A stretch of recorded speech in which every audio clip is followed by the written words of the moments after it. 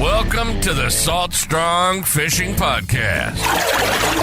Salt Strong has been helping saltwater anglers catch more fish in less time for 10 years and is now the largest and most trusted saltwater fishing community in America. If you want to catch more saltwater fish, then keep listening. If you want to speed up your fish catching results even faster, then join the private insider community at saltstrong.com. Here's your host, Joe Simons. Like diamonds.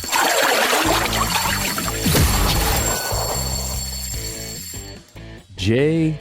Christ. Hey everybody, Joe Simons, like diamonds, back again, Salt Strong Unchurched. And last week I did a little dad joke, seemed to go over well, got a few comments, so I'll do another one. So we're getting some work done around the house, got a contractor here, and I told the contractor that I don't like carpeted steps. So he just gave me a blank stare. Still got it. Kid still got it. All right, guys, let's talk about J. Christ. So wild story that just happened this past week. The kids are in the middle of summer, and they're in some summer camps, and there was an art camp about 40 minutes away. And, you know, the bad part about some of these camps, they end early, like at, 2-ish, 2:30, which is kind of right in the middle of a workday for a lot of parents. And so I got the duty that day to pick the kids up. And it was one of those days I had a lot going on, and I had meetings, and I knew it was going to be cutting it close, and got caught in some traffic. And I was late for something that I really needed to be at. And so I was already pretty frustrated. I'm in my truck, and it's a 2-lane road, and I'm in the right lane. So I have to turn right here pretty soon to get on a street that's going to take us back closer towards our house. And this car comes around me and pulls out in front of me, and then slows down to turn right. Like, could have just waited and got behind me.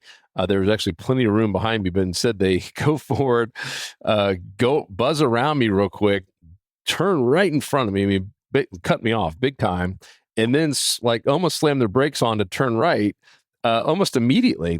And I was so close, and I'm a pretty patient person. Like, I would never be one that would flick a bird or something. It's just not me, and not even curse, but I'll lay the horn down. Like, I will slam that horn down and let people know, hey, that's just rude. Who does that? Like, slow down and just pull in behind me, and you wouldn't have held me up and almost caused that. I mean, had I been looking down or behind or at my phone or something, it would have been an accident for sure. So I'm like centimeters from just jamming this horn down and just letting them have it on the horn. And I look at the license plate. I don't know, for whatever reason, it just grabbed me. No lie, it said J. Christ. And so now at this point, I've obviously braked it big time. I'm slowing down. I'm slowly moving my hand away from the horn, moving my hand away from the trigger. And I'm looking at this license plate. I'm inches away from the back of this car now, and I'm watching it kind of turn in where it's turning, and it's turning into. It was a Christian place for homelessness and helping get people off the streets, which is something Lauren and I donate to. Not this specific one, because we were in a different town here, the next town over, but the one in our town. And I was like, oh man, what a good reminder. And as soon as I got home, I wrote it down and say, this is what I'm going to talk about in this upcoming Unchurched. And I can't think of another better reminder of what would Jesus do in that situation, in terms of loving, always forgiving, even your enemies, the people who have really done you wrong. And even though this person didn't truly do me wrong, I would have been pretty ticked had I gotten in an accident and really ruined my day and potentially my truck. But even then, Jesus calls us to love one another, to have patience, which I clearly didn't. I mean, it was a miracle that I didn't slam the horn down. I just happened to catch that license plate right at the corner of my eye. And yeah, there is someone there in Lakeland, Florida, who's got a J. Christ license plate. If you're that person, I love you. You are forgiven. I'm not even mad. In fact, it brought a smile on my face. All the things I was angry about, this is wild. All those things that I was getting a little bit frustrated about, like being late to my meeting, and the fact that I had, go get the kids in the middle of the day and just kind of ruined my day, at least in my mind, I forgot about all of it. I literally just started smiling. I was like, man, God has a very, very special and just perfect gift of letting us know when we need to change our attitude, change our tune, put on a smile, realize that, hey, life's short. Don't get all bitter about small stuff like someone cutting you off, right? I mean, and I know people that are like that. I mean, it'll stick with them the entire day. They're still talking. They'll start talking about it at dinner time about the person that cut them off. And I do think life's too short for that. And that was just a great reminder. And I never would have even known that it was a Christian-based place. And I don't even know if that matters. To me, it was just, it was quite the coincidence. They were actually pulling into a place where they're, I'm sure, donating their time, doing something good. And they have a J. Christ license plate, a custom license plate. But anyhow, it got me thinking. I was like, man, how many other times do I need that reminder, right? How many other times am I getting angry or upset or agitated or whatever? And I really just need to take a breath and be like, what would Jesus do in this situation? And I really love the daily Bible. I've talked about it before, the once a day Bible, where if you just spend, I would say 15 minutes max every morning, you will finish the Bible in a year. So they've broken the Bible down into 365 days, and it's very specific how they have it ordered. And I love the New Testament part.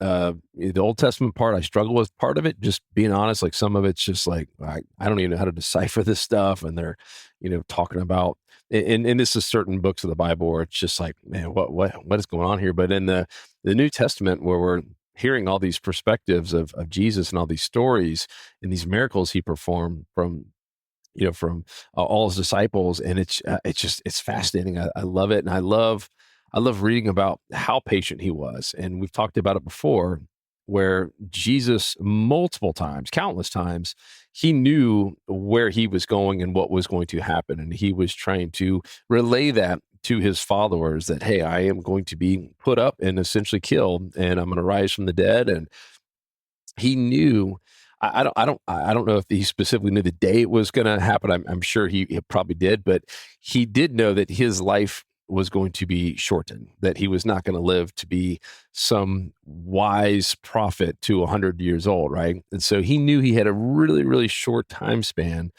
to do all of this stuff, to change the world. I mean, we're talking about right today, right? It's wild that he did all that in a really, really short time span, years, right? Not decades and not centuries, but years. And he was never in a rush. He never was, you never hear about him getting angry with someone or frustrated because, it was something was taking too much time, or, someone cut him off in the donkey. I think that's just so fascinating. And so to me, and this is really, maybe I'm just doing this one for myself here, but I needed that to happen, because I find myself, especially when there's just a lot going on, and a lot of us have that. I think most people would probably agree with me. And I'm guessing you're probably nodding your head that, yeah, we feel like we don't have enough time to get all this stuff done, right? Regardless if you have kids or grandkids or none of the above, it doesn't matter. We all just feel like, man, time's going by so fast. And there's so many different things that we want to do. And anything that seems to get in the way of that, whether it's traffic or just some distraction that you didn't really want to happen in your life, we seem to get really, really aggravated by it, when in reality, maybe we should just be slowing down and say, hey, thank you, God. For whatever reason, you wanted me here in this. I mean, think about that. He wanted me there in that specific time to see this J. Christ, so that I would slow my roll and flip the picture. Like, man, how awesome is it that I get to go pick up my kids in the middle of a day?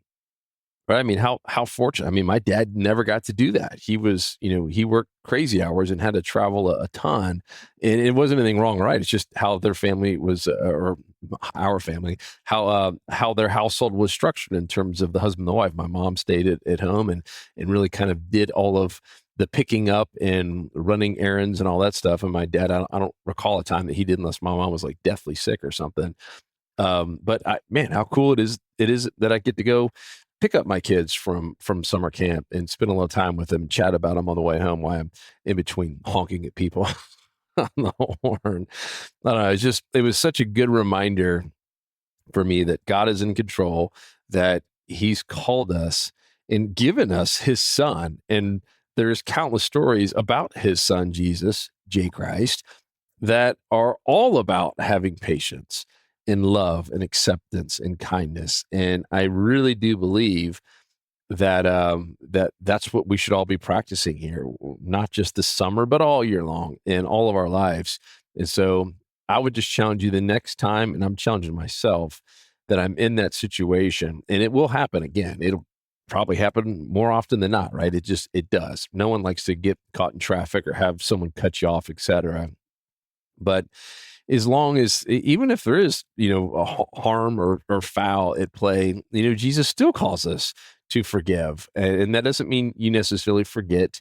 And that doesn't mean that you can't have a little bit of sadness or anger. But if it sits with you and you hold on to it, I do think that is just incredibly unhealthy. So my challenge to you and myself is, the next time I feel like that, where I feel like I do want to slam on or punch down the horn or yell or get angry, is to just have that filter. What would Jesus do? What would Jesus do right now?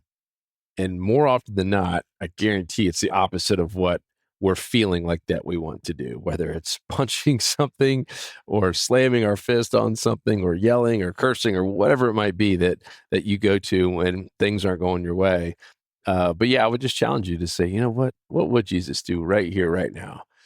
And maybe even envision him there right now, right next to you. All right, J. Christ, what would you do here? All right, cool. I'm going to try that and see what happens. Like I said, it put a smile on my face. My day actually got better when that happened. When I actually was literally forced right in front of me, just feet away from the front of my truck's fender, to be like, you know what? I'm going to do what Jesus would do right now and just forgive and smile and say, God is just great and has a sense of humor that he puts J. Christ right in front of my face, right before I'm about to slam on the horn and give him all I got. So hope this was helpful. It's going to be a short one because I don't want to belabor the point. I think you get it.